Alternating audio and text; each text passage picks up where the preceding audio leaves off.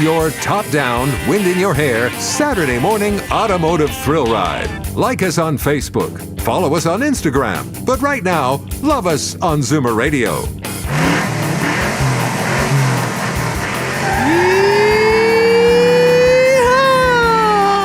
Good morning, Al. Good morning, Brian. What's going on today? Well, apparently you're going to be doing some of what we just heard on today. Yeah, we're going to burn a little rubber at Drive Festival at Canadian Tire Motorsport Park in the Mobile One Dream Car Speed Run. All right. So do you have launch mode on that car? Yeah. You do? Yeah, a lot of pretty much all high-performance cars have a launch system. So this thing does, of course. And I tested it earlier this week. It works really well. Do they have launch modes on electric cars? Yeah. Oh, they do? Yeah, a lot of them do. Oh, yeah. okay. Just for people who are listening, want to know what we're talking about, launch mode. It's not like all of a sudden you're hearing 10, 9, 8, 7. No, what it is, all new cars come with traction control as well as ABS and everything else. Yep. And the whole idea of launch control is that we want to disable that because we want to apply all the power to maybe one set of wheels, and we don't want somebody governing us and telling us, no, you can't do that. We want to do that. We want to smoke those tires. We want to take off as quick as we can and put your seat right back, put your butt right in the seat. Oh yeah, and snap your neck and all that stuff. The car that I'm driving this weekend is the 2024 BMW M3 CS. Okay. So it's like a regular M3, but it's lighter. It's got more power, more suspension, more tire, all of that stuff, and it's the best of all worlds. It's all-wheel drive. It's got a rear-wheel drive mode. It has launch control that uses all-wheel drive. And when you use the launch control system, it optimizes all of those systems, 0 to 60 in basically 3 seconds flat in a 4-door sedan. Oh, so here's my thinking. But here's my question: if you disable, if you turn the launch control on, so you've got full control, how is it going to be faster than if you're not using all the other systems? The systems all work together. They all talk to one another. Right. So if it detects any kind of wheel spin at all, right, it'll apply a little bit of brake just to slow down that particular wheel. But because the power and torque are distributed through all four wheels, it's generally not necessary in this car. And keep in mind, it takes an engineering team about 2 years to develop all of these systems. Right. So they develop it under all kinds of conditions, and it works amazingly well in every kind of condition. Yeah, and the other part of it too is every driver is going to be different in terms of what they're looking for. This is true. So this car has so many different parameters you can adjust to your own personal taste. Okay. But the launch control is basically predefined, and anybody can do it. All you need to do is you pull to a stop, stand on the brake with your left foot, stand on the gas to the floor with your right foot. And when you're ready, you release the brake with your left foot, and the car does all the work. Oh, you don't have to press any other buttons? No. Some cars require, press of a button, but a high-performance car like this knows exactly what you're going to do, so it does it. All right. Well, speaking of so you're going to be heading out there to the Drive Festival? Going to Drive Festival this afternoon. It's at Canadian Tire Motorsport Park, and it's on for the whole weekend, so there should be lots of stuff going on, even if you can't get there today. Tomorrow, it's on till 5 o'clock. Yep. And there you go. So we at end of our first break already. Coming up, what are we talking about after the break? VOCs. VOCs, and a lot of your favorite car care products are going to be banned very shortly. Oh, I hope my deodorant. That too. We'll be right back.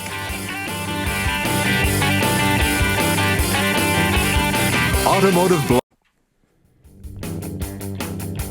Welcome back to Dave's Corner Garage. I'm Brian Max in studio with Alan Gelman, and we're having so much fun on this Saturday. Except for volatile organic compounds, which apparently, okay, let's explain this. There's a new rule change happening after January 1, and that is? Volatile organic compound compositions of your favorite car care products, home cleaning products, and personal care products are going to be limited. And what that actually means is a lot of your favorite products are in their current formulation won't be around after January 1st, or they'll be reformulated to probably something that doesn't work as well as it does today. Well, but here's a guy working in a shop and or even a hobbyist working in his backyard. Lots of stuff that you pick in the chemical aisle at your local automotive store, whether it's a lubricant, like WD-40, for example, or starting fluid, because that old chainsaw of mine is a bugger to start. I just give it a squirt and it fires right up. That's right. That stuff's magic. And the other thing which came, it really only did come out maybe about 20 years ago, but was such a great product, was the brake cleaner. Yeah. Okay. Now, many years ago, so you're saying that you won't be able to buy them in the formulations they are now. That's correct. So you'll still be able to buy something that performs the same function. Maybe not as well. Okay. But so silly question. Yeah. So it means I need twice as much. Probably, and how's that going to make it better? None of this is going to make it better. Okay. Is the government known for making things better, Al? No, they're making policy and yeah. So I spent this came to my attention this week. I really didn't understand what was going on. I heard a little bit about this on the crazy fringe media, and they were earlier this week they were going on about how WD-40 was banned and brake cleaner was banned. So I went down the rabbit hole of the legislation, and I read all of the relevant legislation. And it's not an easy process. Right. So here's the thing. There's not much news out there about this. So please don't complain on our social media that you can't do any research. The research is you need to read the legislation, need to read 2 different pieces of legislation. Specifically, those are the volatile organic compound concentration limits for certain products regulations. And then you also need to read, and for crying out loud, I don't have it here, but it's the Canadian Environmental Act for 1999, and there's a list of exempted chemicals, and you have to basically cross-reference those 2 pieces of legislation with the safety data sheet of the product that you're interested in. And I went through all the stuff I had in my car care bin, and I came up with 6 different different products that will be banned or forced to be reformulated as of January 1st. And that was everything from WD-40, Rain-X, to just simple car cleaning products. Rain-X? Rain-X specifically. What's wrong with Rain-X? It's got too much VOC in it. Wow, that's kind of crazy. So this is fairly wide-ranging legislation. There's not a lot of media out there. It requires a lot of work to understand it. So there's no news reports out there right now. But it covers everything from brake cleaner to car wax.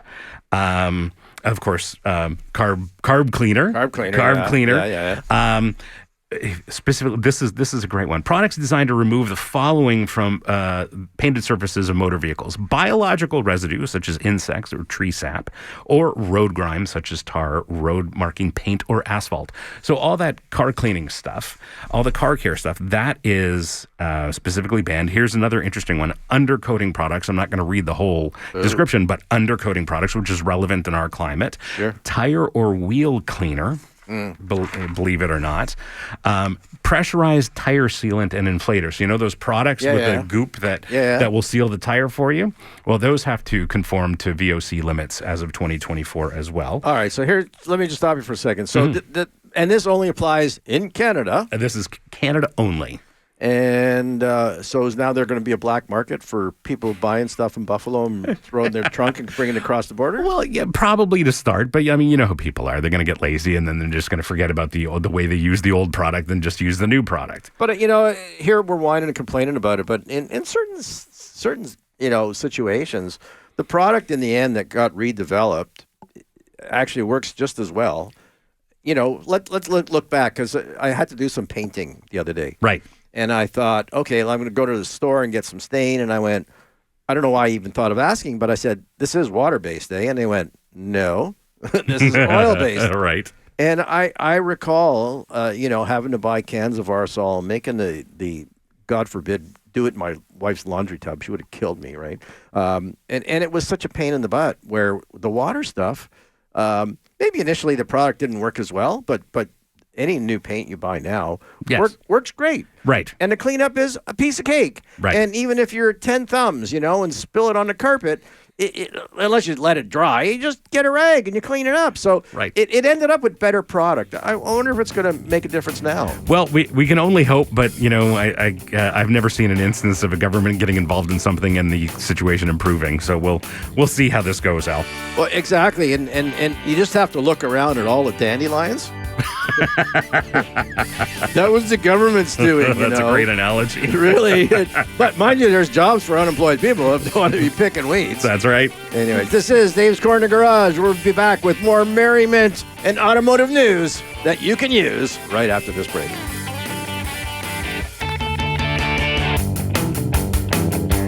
Get a quote at wayfarerinsurancegroup.com.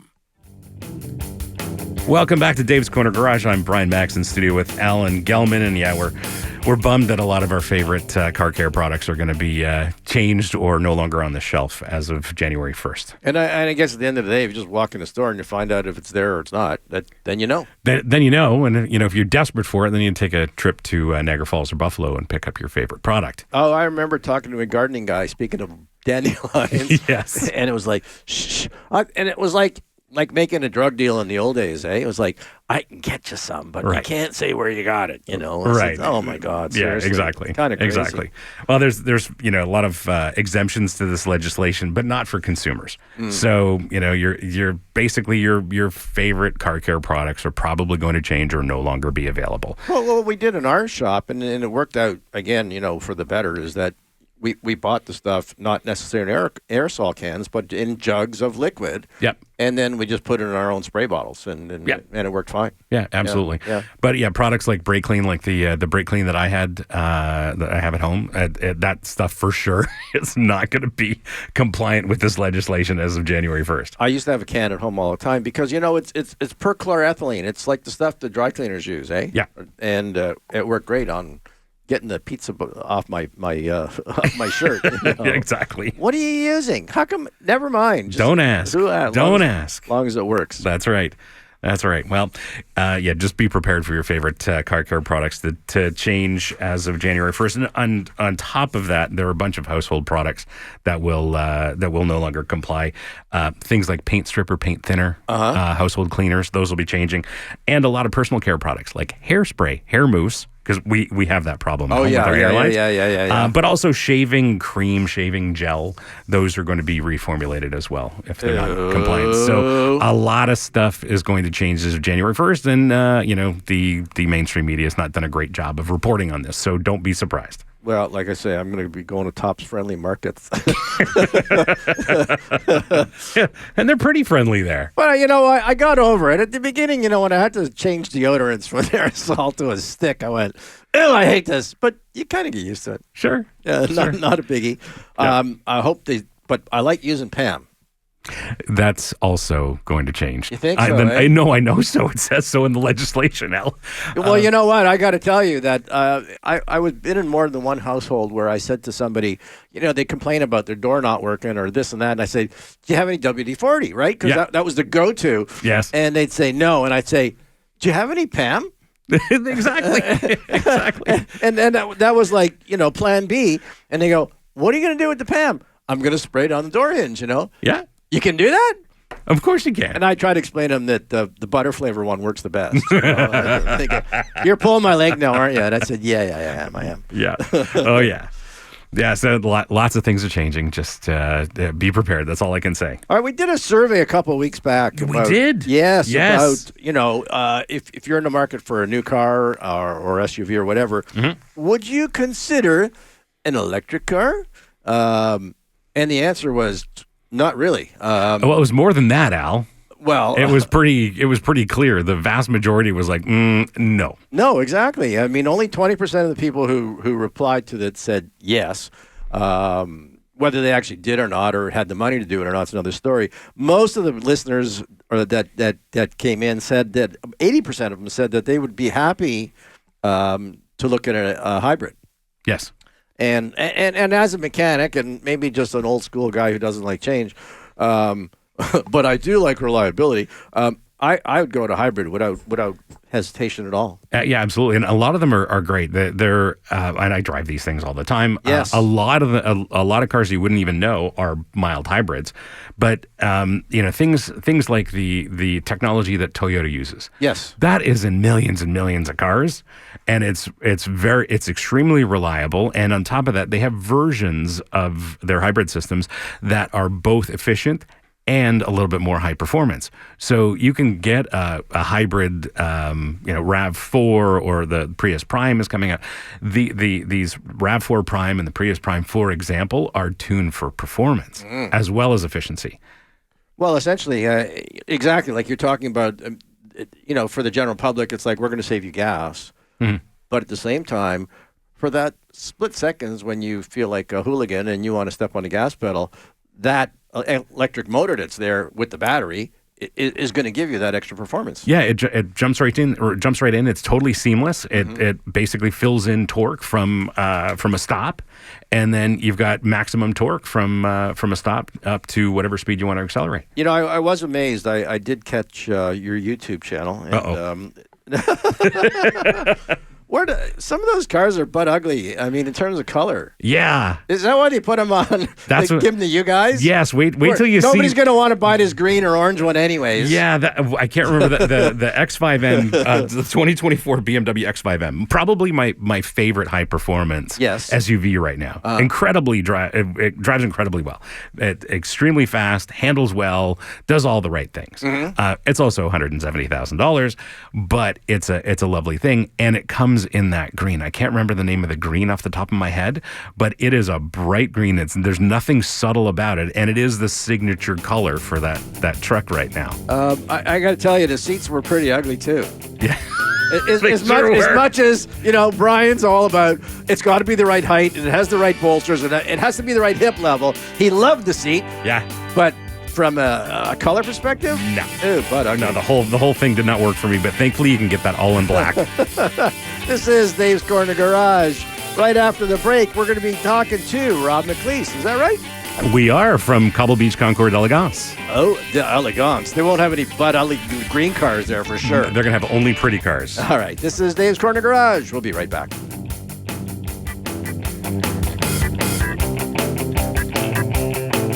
It's the law. Protect yourself from curbsiders. Go to omvic.ca. Welcome back to Dave's Corner Garage. I'm Brian Max in studio with Alan Gelman, and joining us on the line is Rob McLeese from Cobble Beach Concours D'Elegance, and he's on a bit of a rally today. How's that rally going, Rob? Well, we're doing pretty well, surprisingly, and my navigator's my wife, so we're doing really well. Al's got all the wife jokes, so we're gonna leave those alone for now. Oh yeah, that's what she always says. How come you're not watching the road? And I'm going, that's your job. Exactly. Been there, done that. No, we're having fun. We're in the Chester County in Pennsylvania, and it's just beautiful. Rolling hills, beautiful horse country with farms, very nice farms, well-manicured lawns, and we just saw a fox, which was kind of cool. All right. But this isn't a 75-year-old vehicle that you're driving. No, we're in a rental car because this time we flew down. Normally we drive. All right, so coming up next weekend, 75 years of Porsche, 60 years of the 911. So how many Porsches do you figure you're going to have there? We'll have probably about 25. Mm-hmm. Okay. And we're gonna have 25 Porsches. We'll have about 30 Buicks, and we'll have about 7 Lamborghinis. We're celebrating 60 years of Lamborghini as well. Mm-hmm. And Cadillac, we have something really special coming. And we have one car that's never been seen in Canada before. Right. It'll be revealed at the concours. So we've got a bunch of neat things, something for everybody. The concept car class is really unique. We have George Barris's personal car. He's the guy who designed KITT and the Batmobile, and just a ton of cars back from the 60s and the 70s that are all well-known. At least they're well-known by the oldsters, by us. A lot of fun. And a lot of celebrities from the automotive world as well. We do. We have the head designer for Stellantis and his wife. We have the head designer for Buick worldwide, as well as GM America, North America. who's a collector in his own right, very interesting guy from Detroit. And then we have the presidents of Porsche Canada and GM Canada coming, which will be great fun. Super. Now, it's over 3 days. I mean, there's a Friday, a Saturday, and a Sunday. The Sunday, of course, is everything's on the golf course, and it's all the pristine stuff. But Saturdays, the regular Joes can go down Main Street and watch some cars too, eh? Oh, Saturday, so much fun. In the morning, we have Cars and Coffee on the Main Street, 2nd Avenue East in Owen Sound. It's free, free of charge. And in the afternoon, we have Concours D'Elegance. We've got some really fun cars coming in the Lemons category, which are, you know what, everybody loves their vehicle. It doesn't matter what it is. And so we try and cater to everybody and have some fun and poke some fun at ourselves too. And that's what this is all about. We have 2 seminars at the Roxy Theatre, again, free of charge, but you need to register in advance because the theater can only hold about 300 people. We have about 100 spaces left for both the Porsche 911 seminar at 2 o'clock, and then at 3:15 we have the Evolution of Buick Design. So it's a fun day, lots of fun. The whole weekend's fun. The participant tour is on Friday, where we go through the area. We're going over to Meaford to the Scarecrow Invasion this year. We'll go through downtown Owen Sound, and then on Sunday, of course, is the big event. And now, don't get fooled. If it's raining in Toronto, it's usually not raining at Owen Sound, and we can see the line of rain south of us. And people in Toronto get scared away, and we go, why are they not coming? Yeah, so don't get fooled by the weather. If you got one of them new kind of cellular telephones, usually on the front page it shows the weather. and there's a button that says location, okay, and it's really easy for everybody, even if you got a wire on your phone. You hit location and you just put in where you plan on going, which could be Meaford or, Owen Sound. And it'll show you. Yeah, exactly. And I have to say, Rob, I've been doing some driving up that way, and the roads are beautiful. So it's not only do you get to see amazing cars if you go to Cobble Beach next weekend, but the drive there and back is beautiful. Well, that's exactly right. You're right, Brian. And the other thing is, don't kid yourself. You're not fighting the 400 traffic. So when you come up to Cobble Beach, if you're coming from downtown Toronto, you come up 410 and 10. Do not get fooled and come through Barrie. The event is Porsche's our presenting sponsor, and they've been phenomenally good with us. We have one fellow coming from Newfoundland. He drives his car and trailer almost 3,000 kilometers each way. Now, he had the most outstanding post-war car last year, so you can look at the website and figure that out. It was a 58 Eldorado with the stainless steel top, spectacular car. But to drive almost 6,000 kilometers to come to this event, to me, is very special, and we really feel honored that he'll take the time to do that. He also shows at Amelia Island, and I believe he's showing at Pebble Beach as well. Well, and that's that speaks to the caliber of your event at Cobble Beach. It's unlike anything else in Canada, and it is a world-class event for specialist cars, for all those beautiful cars that we appreciate. And the fun thing is, as you say, is that people will see things that they either have never seen in person before, or they've never just seen them at all. And when people come, some of the spouses come and they go, I don't really want to go. But they come, and then they come back the next year because they find they have enough fun and they see enough stuff. It stimulates all kinds of memories of, hey, that was my grandfather's car.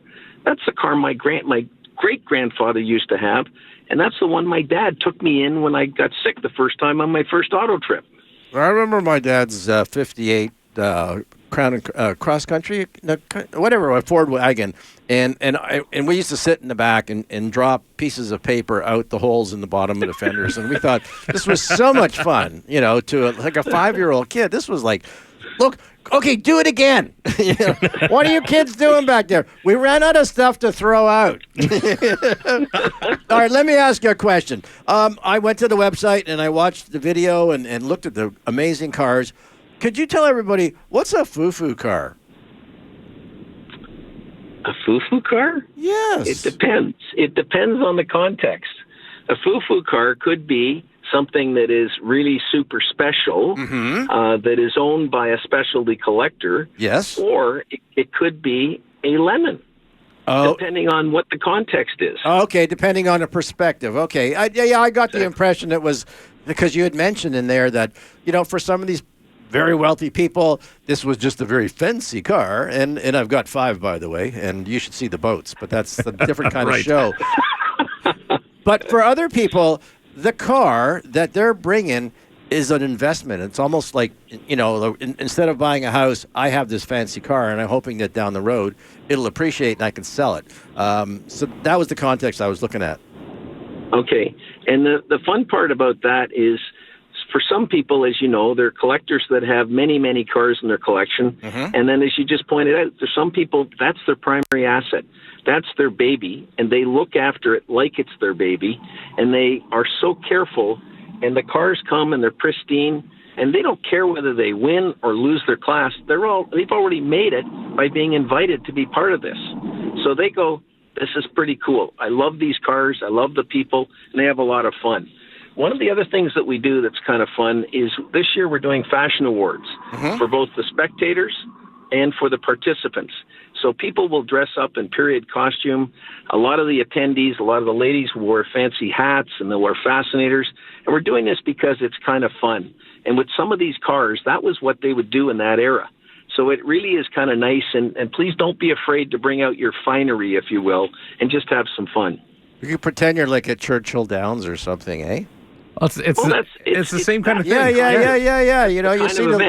You see the people, the ladies in the gowns and the big fancy hats, which I had to look up what a fascinator was. I thought, is that just somebody who's fascinated with that weird friggin' hat you're wearing? Or no, it's actually the name of the design, I think, right? I think that's right. And the funny part is, until we were doing Concours, I had no clue what that was. My assistant, who's new, said, what the heck is a fascinator? So she looked it up online, found it, and found that she can get all these things. She said, I got 2 of them because they're really neat. So, you know what? It's just kind of, if you want to have some fun and do something a little different, it's all about having fun and laughs, and don't take yourself too seriously. Now, it is a charity event. You guys are raising money. You've done that over the years. Where's the money going to this year? Yeah, this year it's going Owen Sound Regional Hospital Foundation, our local hospital, as well as to Sunnybrook Hospital Foundation. Mm-hmm. We've been lucky so far. We've raised $864,000 in the first 8 years. About $750,000 of that has gone to Sunnybrook, and the balance, a little over $100,000, has gone to the Owen Sound Regional Hospital. We try and keep the percentages about 70-30. Mm-hmm. We only brought on Owen Sound in about year 3 because we'd worked with some other charities and found the regional hospital is very good to us. Sunnybrook's very important to us and to probably most of the listeners because that's our large trauma hospital in the middle of Toronto. And we find that people have been very generous to us because any net proceeds from this event go directly to the hospitals. Plus, we also have different ways of raising money for them at the event through raffle tickets and through live auctions and any of the parking fees that we have. If you see specialty parking, all of those fees go to the charities directly. All right. Now, to go to the main event on the Sunday, you have to buy tickets in advance? We prefer you buy tickets in advance. You can get them at the gate, but it's better to get them online, then you can pass the line. All right, super. And what's the website again? It's Cobble Beach Concours, CONCOURS.com. Rob, thank you very much. I'm sorry I didn't get the wife's name, the navigator. She's really Rosemary. Rosemary? Don't try to tell somebody that she's not the one in charge, because we know that, right? We do know that. All right, Rosemary, I hope you have a nice fascinator and a fascinating time next weekend. Bye, everyone. Guys, thanks so much. You're very welcome. This is Dave's Corner Garage. We're going to be back with Todd Bourgon afterwards. He's going to be talking about the TADA, which is now MVRO. He'll explain that in just a moment.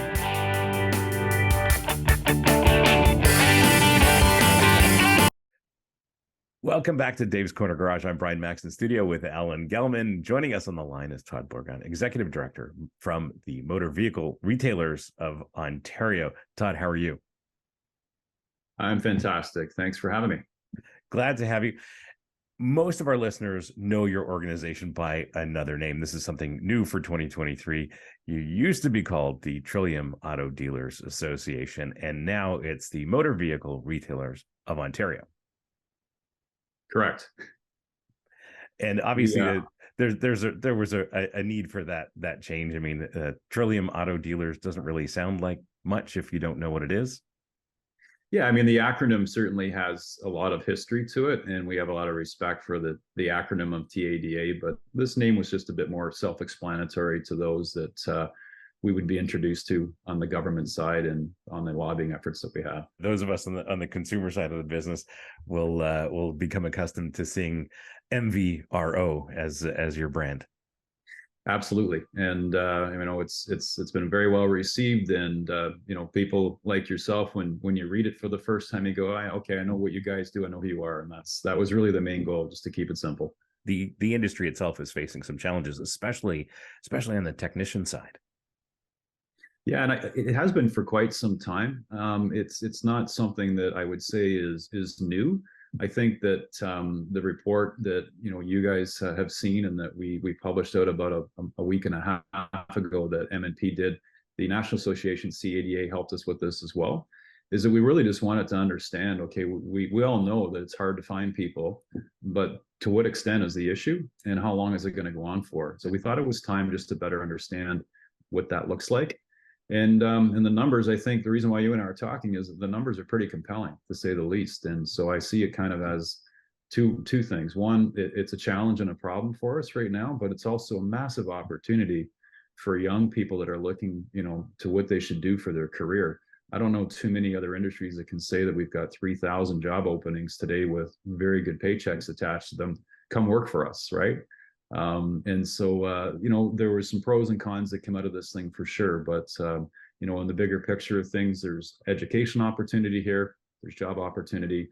Yeah, absolutely. So as I understand it, there are several factors and a couple of key factors that are impacting basically what is a shortage is you've got an aging workforce that are retiring and moving out, and then there's essentially a shortage of young people coming into the trade. Yeah, the report really broke it down into some really easy to understand factors, and you nailed it. Is that you've got an aging population that are retiring faster than people are coming into the school system. You've also got a school system that, through COVID, lost a couple of years in terms of practical training, which again adds another factor to this. So really, if you just want to break it down into simple numbers, we have 3,000 job openings right now in Ontario for automotive service technicians. 20% of that are for body shop technicians, just to be clear. 80% of that number is for service technicians. Us getting people into the school system today, it's accelerating all these things. How do we accelerate education? How do we accelerate getting people in on the ship like now to work in these jobs? Because we have an issue. We'll always continue to support school, but that's a 3 to 4 year process, right? Right. It's not done overnight. There's a lot to learn, but once someone is in the trade, it's a lucrative profession. It is very lucrative, and I think that there are still some people that think that it's a dirty job to work as a technician and it's a low-paying job. And I can tell you from my high school days, that was the conversation, and that's going back a lot of years ago. But that's definitely changed. I mean, they are definitely good paying jobs, and they're not all dirty jobs anymore. Like the cars that we're driving today, they're basically computers on wheels. And the telematics that are in these cars are all very sophisticated. And by the way, that's not going to go in the reverse way. It's only going to go forward with electrification and technology. And look at the technology changes we've seen in the last 5 years, let alone the last 10. So what the next 10 years will bring will be just amazing. So young people that are into these types of things and like technology and those in that area of interest, this is a perfect career for them. I don't know too many other places that can say that we can almost guarantee you a job for the next X amount of years based upon supply and demand of labor. And this report gave us a 10-year window. And we don't balance out in terms of supply and demand of us in Canada training and bringing people into the trade versus the demand that people will have at the dealership level for skilled technicians until 2031. And speaking about that data that's showing there is demand. I mean, the number of cars on the road is increasing, Correct. and with a shortage of labor, it's very clear that there needs to be more technicians. And if someone is looking at the trade, to me it's a no brainer. I agree with you. And I mean, it's the part of the news today is about building more housing because we have, an increase in population from an immigration perspective, which is a great thing. But when we have higher immigration levels that the feds have established, you're going to have more cars on the road because people need to have transportation to survive. And so, yeah, the data shows that we're going to have continued growth and more vehicles on the road. And as it's showing today, we have less people coming into our industry. So first thing I'll tell you is that as an association, we definitely want Canadians to find jobs in our industry and go to school and be trained for that. That's number one. But that takes time, and the data shown us that it won't catch up in a timely manner. So in the short term, you have to fill that gap. 3,000 jobs is significant. 2,000 jobs is significant. 1,000 in the third year is very significant. So we've been going overseas and helping bring skilled technicians into the province to help fulfill those needs. If someone is looking at the trade and looking at a program, where is there a place where they can start and investigate that process? Yeah, I mean, right now the Ontario government has put a much concentrated effort on skilled trades. They're increasing the types of rolling shows that I call them that they do now, and the trade shows that they're involved in to publicize, not just in our industry, there's lots of skilled trades out there, but they can definitely go to the Ontario government website and they'll find information on that. And the other thing too is that almost every community college in Ontario has a skilled trades program.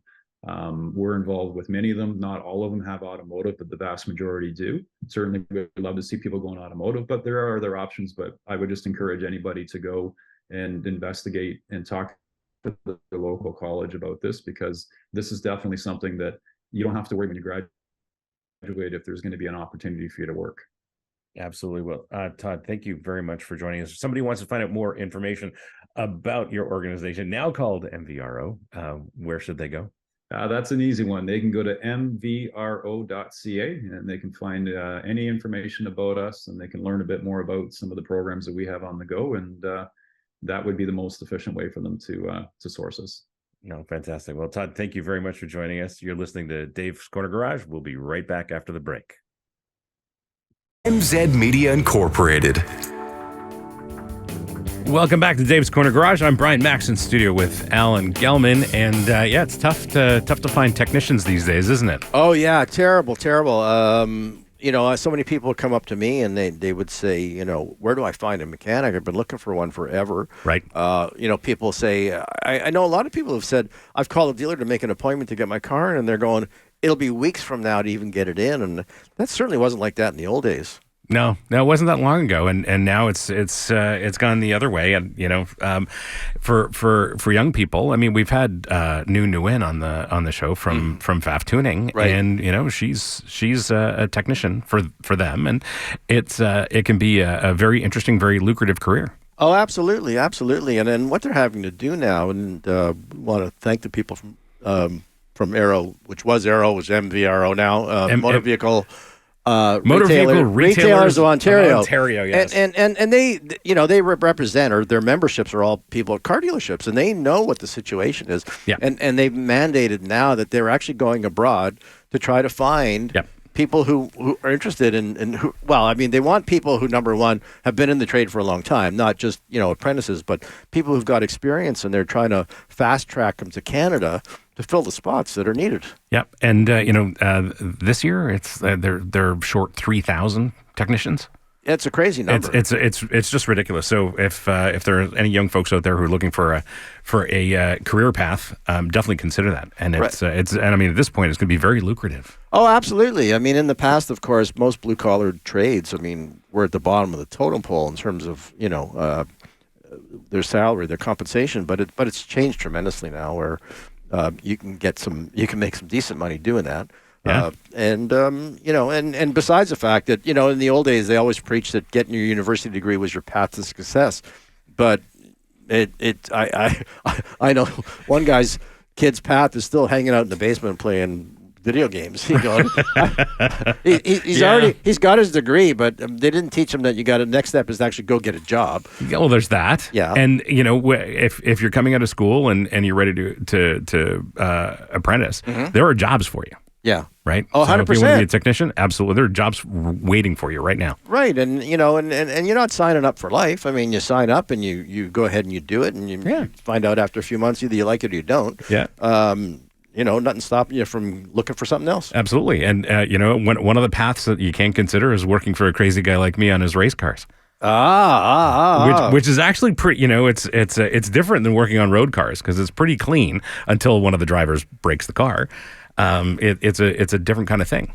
Well, but what about technology, though? I mean, in the old days, it would be like get the hammer out and bang it straight out again. And there's a little bit of that. Yeah. Yeah, there's a little bit of that. But, a lot of it, when the car's wrecked, there's a lot of replacing components. Right. And, because the race cars, they're very clean. It's not a dirty business. And, when, our first service on our race cars will be the gearboxes, probably. Mm-hmm. And you just pull them out and you ship them away. They get serviced. They come back in and you put it back in the car. Oh, so not just a matter of draining the fluid and putting new stuff in. No, not at all. we do service the cars like that, but the big service, the first one will be the gearboxes. Oh, quickie too. Is that car got 3 pedals or 2 pedals? 3. But so our Mercedes AMG GT4s have a Hewland pneumatically shifted transaxle gearbox in the back, but because it's a racing gearbox, it actually has a clutch pedal so that you can start it from a stop. Okay, so you're pulling out the rear end, not necessarily the box on the tranny. It's a transaxle design, so the transmission's actually in the back. But it's paddle shift on the steering wheel, but it's a pneumatic unit that shifts the gears. Have they been holding up? Because I know, NASCAR changed over to the new car about last year. And initially, I mean, on the first race they had a whole bunch of transaxles break down. Yeah. No, we got the last 2 Mercedes AMG GT4s for North America. They aren't making anymore, so they're all proven at this point. They're one of the reasons we bought the cars is because they're very durable, and the transmissions are used in the higher performance GT3 car, exactly the same gearbox. So we make less power and less torque, so our gearboxes last a really long time. Excellent. And then the technology, of course, is just so far advanced. I mean, you're talking not just engine control, are you? No, there's so many electronic. We have a data engineer for our car that looks over all the electronic systems in the car, and there are several systems. Yes, that's what I'm saying. Yeah. So you've got, of course, the actual engine components. I mean, adjusting injectors and turning on. The fuel pumps, boost, exactly, all of that stuff. Yes, but then you've got so the suspension component is totally different. Then yes, we have no electronics in the suspension except for a potentiometer that measures the deflection in the suspension. Right, but we have data collection systems, data acquisition systems all throughout the car. So, and you're acquiring that information to go where? That goes to our chief engineer, who then sets up the car with feedback from the drivers. Or just disregards it. He just takes the feedback from the car. It could go either way. It depends on how good of a weekend the drivers and the engineer are having. Oh, actually, last week I watched a NASCAR race, and someone came in thinking that he had a loose wheel because he had a vibration after a pit stop. And now everybody's looking at the wheels and going, so of course, they don't want to say whether they did or didn't, because it's sort of their, and it was only 1 lap, so they couldn't find any damage. So that's tough. Yeah, true story. Who knows which way it's going to go? There's so many things in a car that can cause a vibration, especially a race car. I mean, but miraculously, after they put the 4 new ones on, after 1 lap only, the vibration was gone. There you go. So, and you think, Buddy with the gun is going to say, yeah, it wasn't tight? No, of course not. Sorry, you lost your job. Yeah, those NASCAR tire changers, they are pros. They train every single day. Absolutely. And most of them, are pro athletes to begin with. That's who they go looking for. Yeah, exactly. And in fact, we're bringing an athlete on board to our team. Are you? Yes. Who's going? An ex-footballer or basketball player? Okay. Yes. That's a story we're going to tell in the next little while. But yeah, we're bringing an athlete on board, and that's what we want to do. We're trying to level up what happens at our level of professional sports car racing. Well, I don't know about yours, but you're talking about a 10-second pit stop in NASCAR. Yeah. We're a little longer because we have rules around that, so we have to stop for 42 seconds for a fuel. So I think it's 42, might be 45. But the driver change happens in about 22 seconds, so it's not a big deal. And the fuel takes whatever it is, 42, 45 seconds. The tire change is much less than that as well. But we still want it done as quickly as possible. I've often wondered, I don't know if it was NASCAR. No, it wasn't NASCAR. It was Formula One first that came up with the airline and the jacks that were in the chassis already. Yeah, we have those. Oh, you do? Yeah. So nobody has to run out with a jack. No. So that typically the guy in charge of the mechanics of the car runs over with a nitrogen line, pops the car up in the air. Perfect. Yes. All right. We want to thank our guests, of course, and you're heading out to the Drive Festival? Drive Festival for the Mobile One Dream Car Speed Run in the bright green BMW M3 CS. Now, that's a ride-along, eh?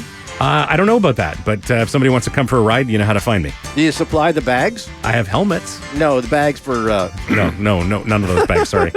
All right. Want to thank Ashley and Duncan for doing a great job today. Ashley is our new pit boss here, and she's going to be taking the show down the road from here on in. And of course, we've got to thank Rob McLeese from the Cobble Beach Concours D'Elegance next weekend up in Owen Sound. Exactly. If you got a fancy car, you could still get in. We got to run. We'll see you next week, everyone. Good morning. I'm Jeremy Logan with your Zoomer Radio.